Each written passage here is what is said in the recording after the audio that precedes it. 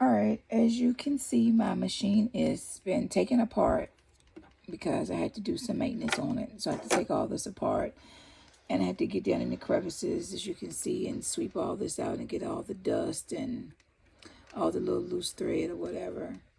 Well, I didn't get to finish my project. This is as far as I've gotten. It messed up on me. It kept jamming. So what I had to do, that's why I'm doing maintenance really. So this is pretty much ruined. The zipper is ruined. Material is ruined. But these are the things that we go through when we're crafting. We mess up a lot of things before we get it right. So I don't have a problem with the material being wasted. You know, practice makes perfect. So I probably had like 5 or 6 more steps to do before I was finished. But my machine kept jamming and my thread kept knotting up. And as you can see in the back, well, I've already cut them off. But this is some of the thread that kept knotting up in the machine. And then it will pull my material. So I had to stop the machine, cut it off or whatever. So while I was inside of it, you know, getting the thread out, I said I'll go ahead and clean it. So I had to take this plate cover out. As it tells you right here, there is no needed plate cover. Attach a needed plate cover, and it'll let you know when it's, you know, off or on or whatever is not tight. Because if you're trying to sew or do any kind of projects, it's going to bounce up and down, and your bobbin thread is not going to stay in, so you're not going to be able to do anything.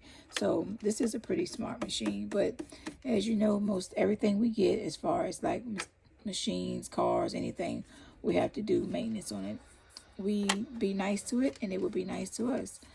I think since I've had this sewing machine, I probably cleaned it maybe 4 times. Because I was kind of afraid to take it apart and go inside of it and clean it all out. I thought it was going to mess something up, but I didn't. And as y'all can see, this brush is filthy. It's been down in there with the oil. And I mean, I swept up so much little dust bunnies and little loose thread that is falling down in here. I've even had a few needles that broke and went down in here. So what I did is I like turned my machine upside down, kind of shook them out. But they didn't really fall down in the machine like you think. This base pretty much caught it. So my baby, she's all cleaned up and she's ready to go. But unfortunately, I have to go to work.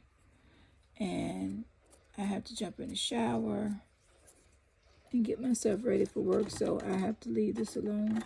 I hate leaving it like this, but I'm going to go ahead and put the cover back on it. And maybe I'll start a new bag tomorrow. But you best believe I am going to find something to do with this. I don't know what yet.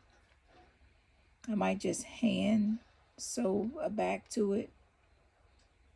Who knows? I don't know. But it was coming along just great, and it started jamming. I noticed it started jamming when it started doing this decorative line right here, look like seashells. It started jamming on me. The initial stitched out fine.